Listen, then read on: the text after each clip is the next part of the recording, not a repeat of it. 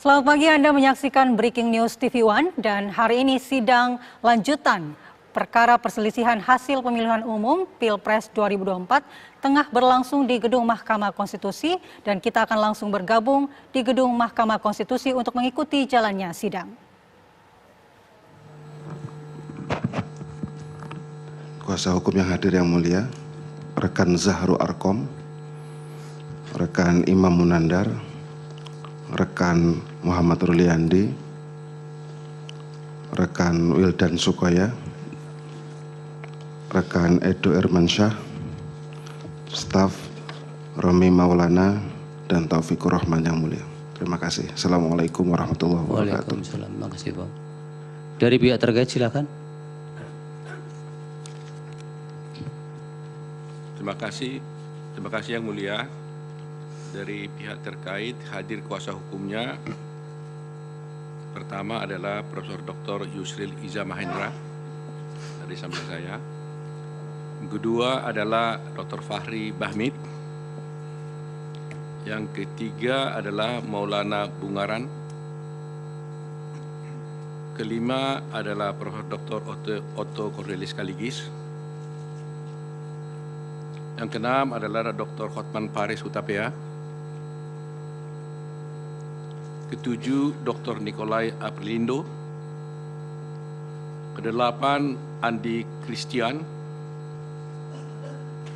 Kesembilan, Desmi Hardi SHMH. Kesepuluh, Rifai Kusumanegara SHMH.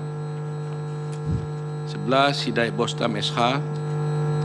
Ke-12, Dr. Mehbob SH MH MCN.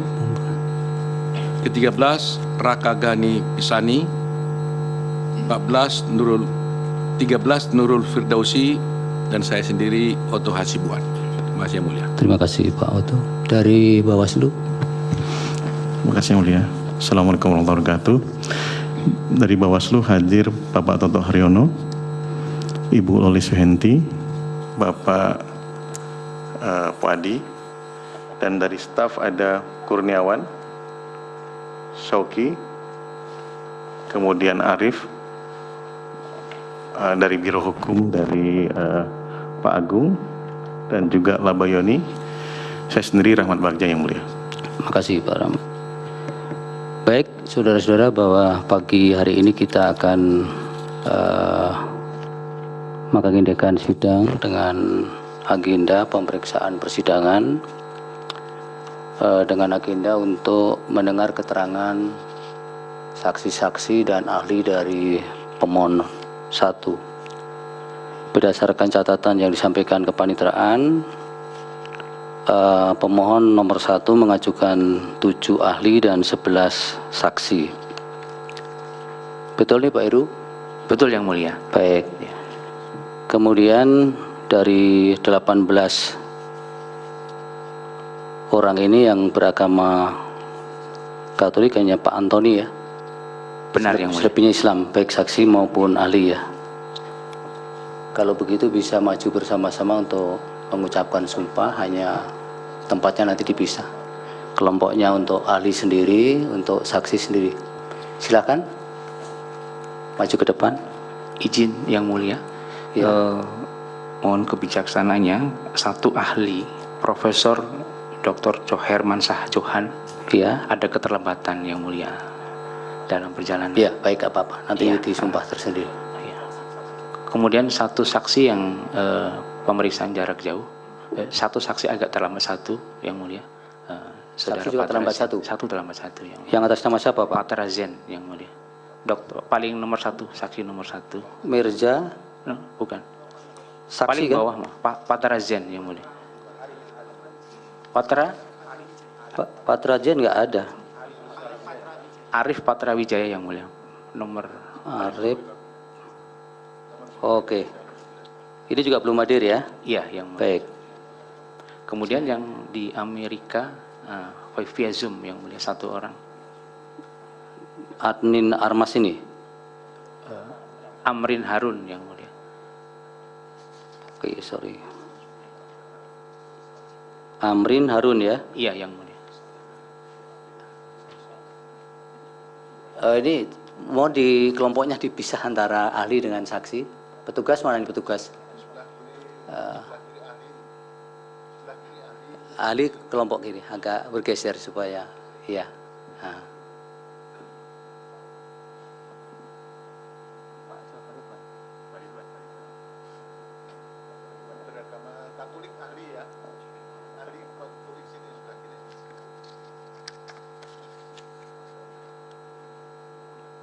Pak Amrin Harun bisa mendengar kami? Suaranya tidak ada, Pak. Saya bisa dengar yang mulia. Ada juru sumpah di situ? Ada istri Ada, saya. ya? Agak maju sedikit, Bapak. Ya, baik. Nah.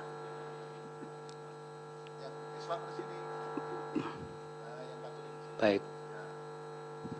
Pak Amrin mohon berdiri juga. Juru sumpahnya di sampingnya sambil mengangkat kitab sucinya.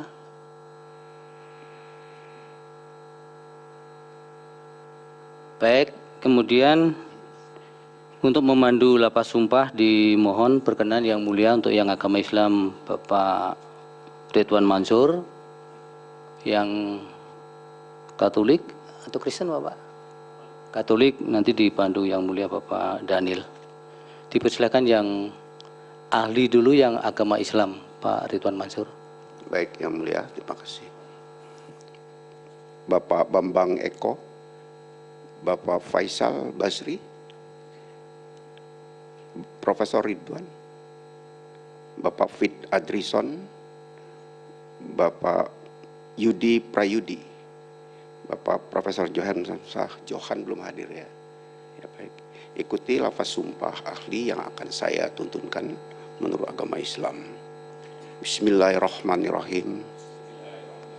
Demi Allah, saya bersumpah sebagai ahli akan memberikan keterangan yang sebenarnya sesuai dengan keahlian saya. Dilanjut yang saksi Ya, untuk para Islam. saksi, Bapak Mirza Zulkarnain, Bapak Muhammad Fauzi, Bapak Anis Priyo Asyari, Bapak Andi Hermawan, Bapak Surya Dharma, Bapak Ahmad Husairi, Bapak Maislani Suci Rahayu, Ibu ya, Ibu Mislani Suci Rahayu, Bapak Sartono, Bapak Dr. Arif Patrawijaya, Bapak belum hadir? Belum hadir. Bapak Amrin Harun, secara online Bapak Adnin Arman, juga online. Baik, ikuti lafaz sumpah saksi yang akan saya tuntunkan menurut agama Islam. Bismillahirrahmanirrahim. Bismillahirrahmanirrahim. Demi Allah, saya bersumpah sebagai saksi akan memberikan keterangan yang sebenarnya tidak lain dari yang sebenarnya. Terima kasih Yang Mulia Ketua. Silakan kembali ke tempat. Oh, yang Katolik, mohon Pak Daniel Yang Mulia. Baik, terima kasih Yang Mulia Pak Ketua. Pak Antoni Budiawan ya, tangan kiri di atas Alkitab, tangan kanannya 3 jari ini Alkitabnya, ya 3 jari. Baik, ikuti lafal janji akan saya tuntun ya. Saya berjanji sebagai ahli akan memberikan keterangan yang sebenarnya sesuai dengan keahlian saya. Semoga Tuhan menolong saya. Baik, terima kasih. Saya kembalikan pada Yang Mulia Pak Ketua. Terima kasih Yang Mulia. Sebelum kami persilakan ke belakang, ini dari Pak Heru yang mau didengar ahli dulu atau saksi dulu? Ahli dulu Yang Mulia. Ahli dulu. Iya. Berarti mohon keluar dulu semuanya, kecuali yang akan didengar pertama siapa Pak Heru? Pak Bambang Eka Cahya. Bambang Eko. Ya. Silakan. Selebihnya mohon menunggu di luar di ruang tunggu.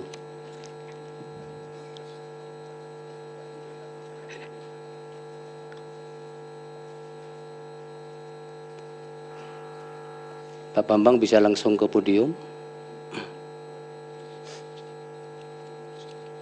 Ya.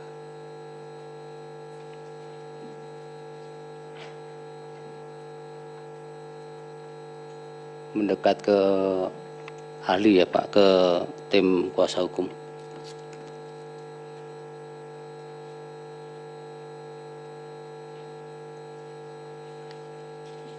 Waktunya supaya diperhatikan 20 menit untuk sudah keseluruhannya, sehingga mungkin paparan bisa 5-7 menit Pak Bambang.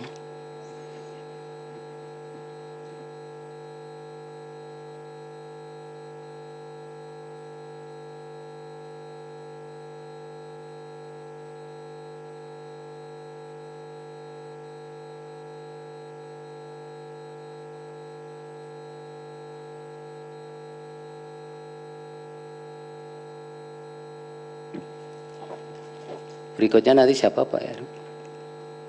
Berikutnya Prof. Ridwan yang mulia. Oke, ya. Petugas supaya diperhatikan. Silakan Pak Bambang. Terima kasih yang mulia. Assalamualaikum warahmatullahi wabarakatuh. Yang saya hormati dan saya muliakan Ketua Mahkamah Konstitusi, para hakim konstitusi, yang saya hormati saudara-saudara penasihat hukum, baik dari pemohon, termohon, dan pihak terkait.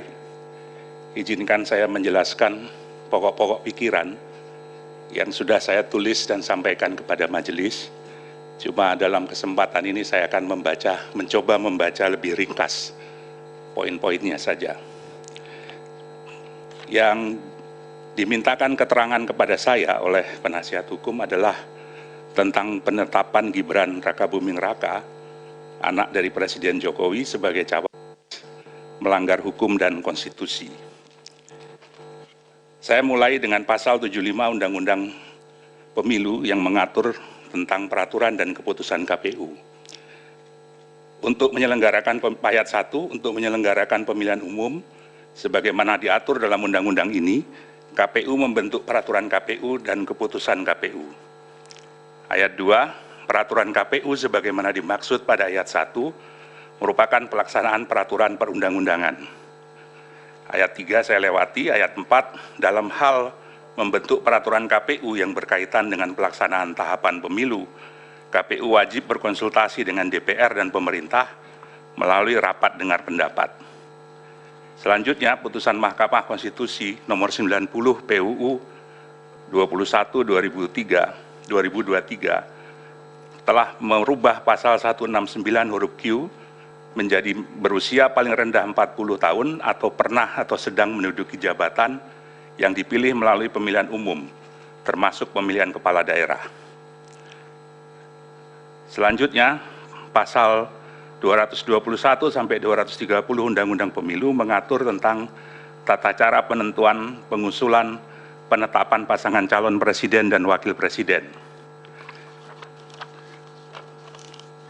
Selanjutnya, di pasal 231 ayat 4 Undang-Undang Pemilu mengatur sebagai berikut, ketentuan lebih lanjut mengenai tata cara verifikasi terhadap kelengkapan dan kebenaran dokumen persyaratan administratif bakal pasangan calon diatur dalam peraturan KPU. Pasal 18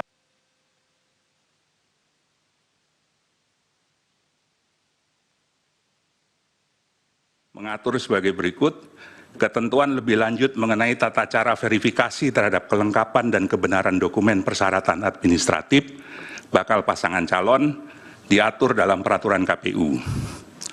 Pasal 18 ayat 1 peraturan KPU nomor 19 tahun 2003 mengatur bahwa dokumen yang diverifikasi adalah KTP elektronik bakal pasangan calon dan atau suami istri bakal pasangan calon. Yang kedua, akta kelahiran WNI bakal pasangan calon atau suami istri bakal pasangan calon yang telah dilegalisasi oleh instansi yang berwenang dan seterusnya.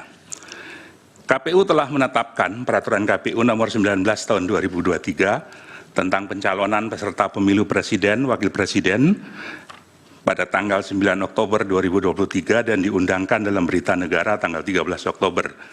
Dengan poin yang paling catatan yang paling penting adalah bahwa syarat calon berusia paling rendah 40 tahun sesuai dengan Undang-Undang Pemilu. Kalau kita baca dari kronologi tahapan pendaftaran paslon dan kesesuaiannya dengan peraturan perundang-undangan 3, syarat pencalonan berusia paling rendah 40 tahun. Tanggal 16 Oktober putusan MK nomor 90 merubah pasal 169 ayat Q menjadi berusia paling rendah 40 tahun atau pernah atau sedang menduduki jabatan yang dipilih melalui pemilihan umum termasuk pemilihan kepala daerah. 19 Oktober pendaftaran calon presiden dan wakil presiden, 25 Oktober sampai 29 Oktober adalah verifikasi dokumen pendaftaran. Masih menggunakan PKPU nomor 19 2023. Tanggal 3 November peraturan KPU nomor 23 tahun 2003 mengubah persyaratan sesuai dengan putusan MK. Tanggal 13 November ditetapkan Capres dan Wakil Presiden, Cawapres. Peraturan KPU 19 2023 belum diperbarui. Yang jadi persoalan adalah mengapa menerima pendaftaran dan melakukan verifikasi berkas paslon 02 yang tidak memenuhi syarat usia sesuai dengan PKPU 19 2023. Penerimaan pendaftaran Prabowo Gibran yang tidak memenuhi syarat oleh KPU adalah tindakan yang diskriminatif. Dalam berita acara verifikasi dokumen, persyaratan bakal calon presiden dan calon wakil presiden tanggal 28 Oktober 2023, berkas itu menyatakan bahwa pasangan Prabowo Gibran memenuhi syarat dan disusun dengan berdasarkan pada PKPU 19 2023 yang belum direvisi sesuai dengan putusan MK 90. Bakal cawapres Gibran yang sebenarnya berbeda dalam hal syarat umur diperlakukan sama dengan cawapres yang lain yang sudah memenuhi syarat umur, sebagaimana ditetapkan dalam peraturan KPU 19 tahun 2023. Berkas pendaftaran paslon 02 diterima dan diverifikasi oleh KPU. Tidak sesuai dengan putusan MK nomor sesuai dengan putusan MK nomor 27 PUU 5 Romawi 2007 yang memuat pertimbangan berkait diskriminasi. Diskriminasi adalah memperlakukan secara berbeda terhadap hal yang sama. Sebaliknya bukan diskriminasi jika memperlakukan secara berbeda terhadap hal yang memang berbeda. Dalam kasus ini, sebetulnya cawapres Gibran harusnya diperlakukan secara berbeda dengan peraturan yang berbeda. Tapi dalam kenyataannya KPU memperlakukannya sama dengan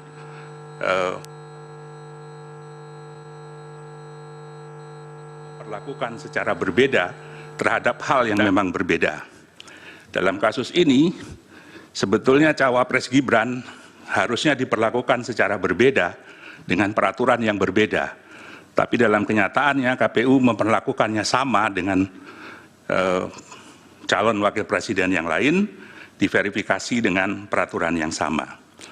KPU melakukan tindakan dalam rangka penyelenggaraan pemilu yang tidak menaati prosedur, asas, dan prinsip penyelenggaraan pemilu yang ditetapkan dalam peraturan perundang-undangan pasal 3 huruf D, terutama di Undang-Undang Pemilu, yang menyatakan bahwa dalam menyelenggarakan pemilu, penyelenggara pemilu harus melaksanakan pemilu berdasarkan asas sebagaimana dimaksud dalam pasal 2, dan penyelenggaraannya harus memenuhi prinsip mandiri, jujur, adil, berkepastian hukum, dan selanjutnya. Penyelenggaraan harus netral dan selanjutnya. Prinsip keadilan pemilu menurut IDEA, keadilan pemilu berarti memastikan bahwa setiap tindakan, prosedur, dan keputusan terkait proses pemilu adalah taat hukum. Keadilan pemilu juga berarti hak kepemiluan dilindungi, dipenuhi, dan ditegakkan. Keadilan pemilu juga berarti memberi ruang bagi pihak yang hak kepemiluannya dilanggar, membuat keluhan, memberikan keterangan, dan menerima keputusan. Selanjutnya, KPU melakukan perubahan PKPU nomor 19 menjadi PKPU nomor 23 pada tanggal 3 November sesuai dengan putusan MK. Seharusnya KPU merubah PKPU nomor 19 tersebut sebelum menerima pendaftaran pasangan calon. Poin berikut adalah berkaitan dengan mandat verifikasi yang diatur dalam PKPU sehingga putusan MK saja tidak cukup menjadi landasan menerima pendaftaran Gibran. Meskipun MK telah membuat putusan nomor 90 PUU 21/2023, KPU harus tetap mengubah peraturan KPU 19 terlebih dahulu untuk menyesuaikan syarat calon. Perubahan frasa dalam putusan mahkamah tidak bisa dipisahkan dari kedudukan mahkamah sebagai negatif legislator, sehingga putusan mahkamah harus dinilai setingkat dengan undang-undang yang memerlukan peraturan KPU untuk dioperasionalkan, terutama dalam peraturan KPU. Hal ini sesuai dengan perintah Undang-Undang Pemilu pasal 12, pasal 13, pasal 75 Undang-Undang Pemilu, dan lebih jauh lagi harus mengacu kepada pasal 231 ayat 4 Undang-Undang Pemilu yang memerintahkan ketentuan lebih lanjut mengenai tata cara verifikasi terhadap kelengkapan dan kebenaran dokumen persyaratan administrasi bakal pasangan calon diatur dalam peraturan KPU. Peraturan KPU atas pendaftaran Gibran adalah kesengajaan terhadap pelanggaran kepastian hukum. Kebutuhan peraturan KPU mengatur penyesuaian dengan putusan MK tidak hanya kebutuhan administratif, tapi juga kebutuhan hukum pemilu agar tidak timbul kekosongan hukum pasca putusan MK. Perubahan PKPU 19 menjadi PKPU 2023-2023 yang telah sesuai dengan putusan Mahkamah Konstitusi telah melewati batas akhir terhadap pendaftaran paslon dan verifikasi dokumen pasangan calon. Maka verifikasi terhadap saudara Gibran Raka masih menggunakan dasar hukum nomor 19/2023. Tindakan Komisi Pemilihan Umum membiarkan Raka Gibran terus mengikuti tahapan pencalonan dalam proses pendaftaran dari verifikasi bakal pasangan calon merupakan pelanggaran terhadap prinsip kepastian hukum. Pak Bambang sebentar. Ya. Ini waktunya sudah 10 menit. Lewat 1 menit, 11 menit ya. Akan dihabiskan untuk keterangan ahli tanpa memberi kesempatan pendalaman kuasa hukum ataukah akan dibagi? Esensinya sudah bisa ditangkap sebenarnya kan, apa yang diterangkan saksi ini. Iya, maksimal 20 menit. Tinggal 9 menit untuk pendalaman kalau. Ya. Poin saya menyimpulkan adalah ketidakjujuran dan ketidakadilan dalam proses penetapan Gibran sebagai cawapres bukan sekedar pelanggaran etika, tapi juga adalah pelanggaran hukum dan konstitusi. Catatan saya adalah kerangka hukum pemilu harus dijalankan secara konsisten dan tanpa kelalaian, serta tidak boleh diamandemen dalam jangka waktu tertentu sebelum pemilu. Perubahan persyaratan dalam waktu yang singkat di tengah proses pendaftaran mengakibatkan perubahan mendasar terhadap peta kompetisi pemilu 2024. Masuknya Gibran putra presiden menimbulkan ketimpangan arena kompetisi sehingga pemilu sebagai demokrasi prosedural mengalami disfungsi elektoral. Undang-undang pemilu mestinya tidak diubah di tengah pemilu agar terjadi kesempatan yang sama dan tidak ada yang secara spesifik diuntungkan oleh perubahan dadakan tersebut. Terakhir, putusan MK terdahulu yang memutus diskualifikasi peserta pemilihan umum. Mahkamah Konstitusi pernah melakukan diskualifikasi terhadap calon bupati dalam putusan SELA nomor 145 PHP Bupati 19/2021 dalam kasus Pilkada Kabupaten Yalimo. MK memutuskan diskualifikasi juga terhadap pasangan Yusak Yaluwo dan Yakob Weremba dalam kasus Pilkada Bovendigul nomor perkara 132 PHP 2022.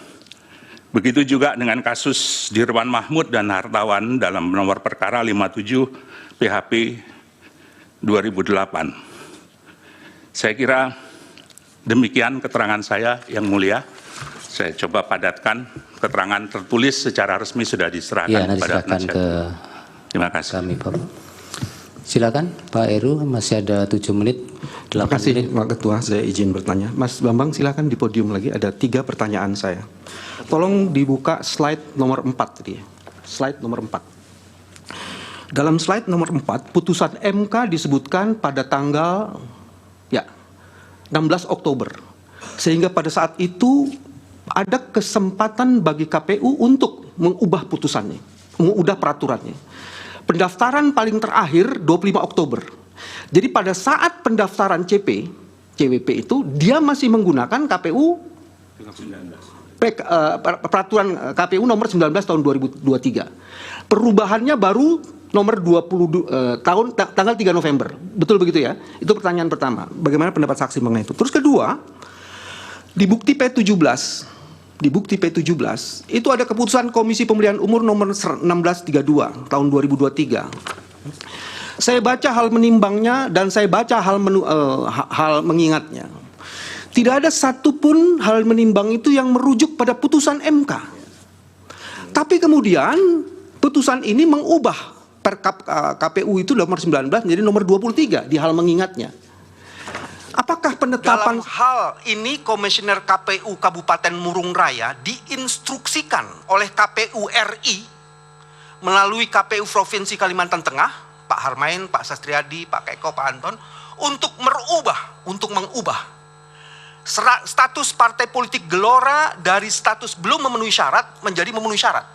Jadi di dalam bukti itu nomor 17 bukti yang sudah kami sampaikan itu ada upaya dari KPU nasional untuk mempengaruhi KPU di provinsi untuk mengubah hasil verifikasi faktual yang menyebabkan suatu partai tertentu berubah dari tidak memenuhi syarat dan memenuhi syarat. Ada 3 hal itu. Di mana pelanggaran prinsip dan asas-asas konstitusi ada di situ. Silakan. Saya tambahan sedikit. Satu kepada ahli. Ahli mengatakan bahwa penetapan Gibran Raka Buming Raka sebagai cawapres melanggar hukum dan konstitusi. Berarti itu pelanggaran. Seandainya pelanggaran ini misalnya tidak dilaporkan kepada Badan Pengawas Pemilu, apakah kemudian tertutup untuk mempermasalahkan hal ini? Itu termasuk di Mahkamah Konstitusi. Yang kedua adalah tadi dikatakan juga ini pelanggaran hukum dan konstitusi, berarti undang-undang dan konstitusi. Kalau dikaitkan dengan pasal bahwa penyelenggara pemilu itu harus tetap mandiri, ya, itu apakah kemudian ada kaitannya perlakuan diskriminatif ini kalau kita kaitkan dengan azas atau pasal dalam konstitusi tersebut? Terima kasih. Baik, dari termohon satu pertanyaan, kalau ada 2 pertanyaan juga boleh, singkat saja. Terima kasih majelis. Kepada saudara ahli, pertanyaan yang kami ajukan berkaitan dengan syarat sebagai calon presiden atau wakil presiden. Yang pertama, apa dokumen yang harus disampaikan untuk membuktikan bahwa calon itu atau bakal calon itu berusia 40 tahun pada saat didaftarkan. Yang kedua, apabila calon itu sedang menduduki jabatan sebagai kepala daerah, apa dokumen persyaratan yang diajukan oleh yang bersangkutan atau partai politik yang mengusulkan yang bersangkutan? Sudah 2 pertanyaan, Pak. Cukup. Dari pihak terkait, silakan.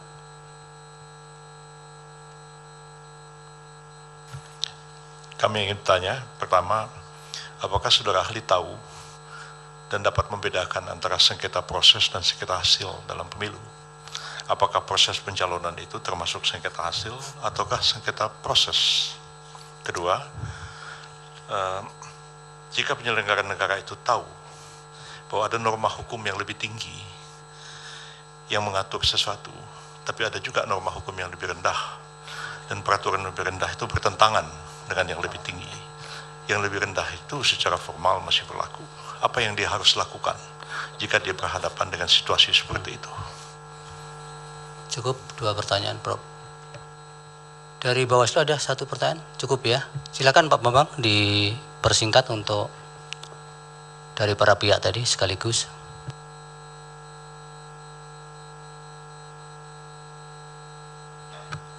Baik, Yang Mulia. Yang pertama menyangkut dengan timeline yang tadi sudah disampaikan. antara tanggal 16 Oktober sampai 25 Oktober, menurut hemat saya, pendapat saya, langkah yang harus dilakukan oleh KPU adalah menyusun perubahan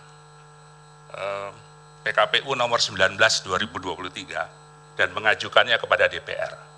Sehingga kemudian ada kesempatan. Mohon slide-nya yang mulia untuk dipertunjukkan slide 4 biar bisa. Slide tadi, tugas.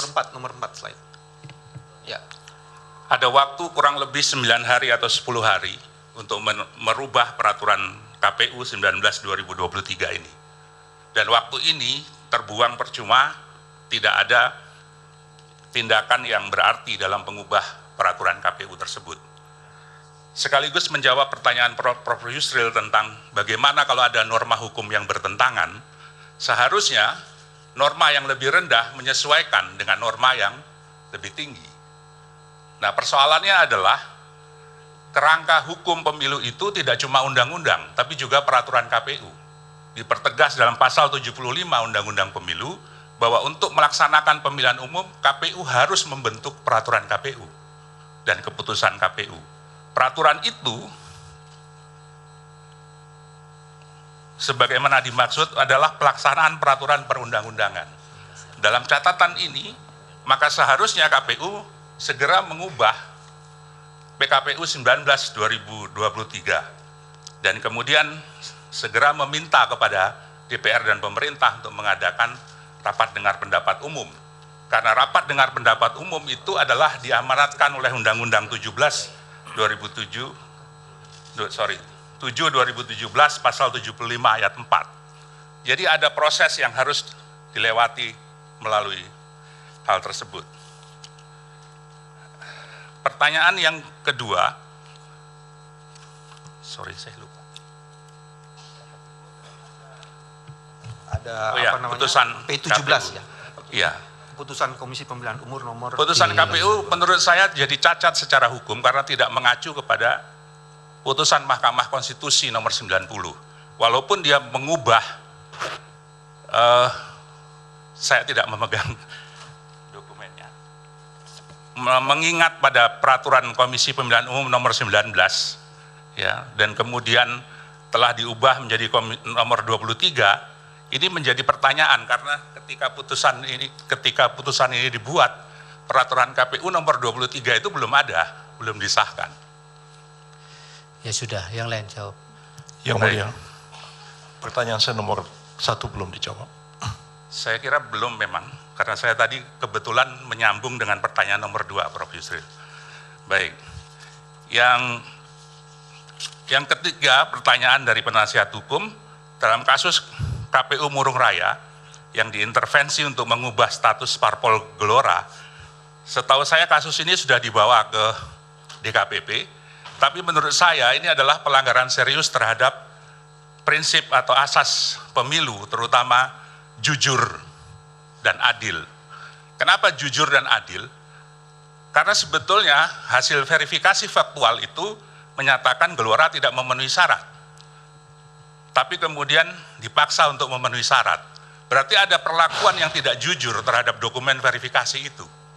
Dan ini harusnya diselidiki kenapa bisa seperti itu. Saya nggak tahu bagaimana instruksi itu dilakukan, tapi kalau berdasarkan informasi yang diterima itu, maka ini adalah tindakan yang melanggar pada prinsip atau asas jujur dan adil. Kemudian penetapan Gibran melanggar hukum dan konstitusi. Relasinya adalah bahwa pasal 22E itu mengatur asas pemilu langsung, umum, bebas, rahasia, jujur, dan adil. Tindakan yang dilakukan oleh KPU itu mengingkari asas jujur dan adil terhadap proses verifikasi itu. Karena ada kebenaran yang tidak disampaikan dalam proses verifikasi itu, yaitu bahwa peraturan KPU belum dirubah. Sehingga ketika itu dijadikan dasar, maka putusan itu sudah tidak jujur, tidak sesuai dengan faktanya. Nah, berkaitan dengan pertanyaan syarat calon wakil presiden untuk menentukan usia 40 tahun atau belum, tadi saya sudah menyebut bahwa di peraturan KPU ada dokumen yang harus diserahkan, yaitu KTP elektronik bakal pasangan calon atau suami istrinya, dan akte kelahiran WNI bakal pasangan calon atau suami istri bakal pasangan calon. Saya kira itu menjawab kebutuhan terhadap verifikasi dokumen yang diajukan. Kemudian berkaitan dengan sengketa proses dan sengketa hasil, sengketa proses adalah proses yang sengketa yang diajukan dalam proses pemilihan umum, dan ini kewenangan dari Badan Pengawas Pemilu. Dan sengketa hasil adalah sengketa terhadap hasil pemilihan umum yang menjadi kewenangan dari Mahkamah Konstitusi. Baik, sudah cukup. Ya, pelanggaran yang tidak dilaporkan tadi belum dijawab. Oh, mohon maaf, kelewatan. Iya. Berkaitan dengan pelanggaran yang tidak dilaporkan, saya kira mandat dari Undang-Undang Pemilu memberikan tugas kepada Badan Pengawas Pemilihan Umum untuk melakukan pengawasan secara aktif, bahkan kalau perlu ya, proaktif. itu kan normatifnya, Pak. Yang ini kan yang lolos dari itu. Justru itu saya harus bertanya, Yang Mulia. Seharusnya Bawaslu tahu bahwa ada persoalan ini dalam proses penetapan pasangan calon, karena dia melakukan pengawasan aktif. Pertanyaannya, apakah Bawaslu mengambil tindakan terhadap pelanggaran ini? Saya tidak tahu, saya tidak punya dokumen tentang itu terhadap ini. Nah, mungkin nanti bisa ditanyakan kepada Ketua Bawaslu. Baik. Apakah ada langkah-langkah yang dilakukan untuk pelanggaran yang dilakukan oleh KPU tersebut. Terima kasih. Baik, Yang Mulia.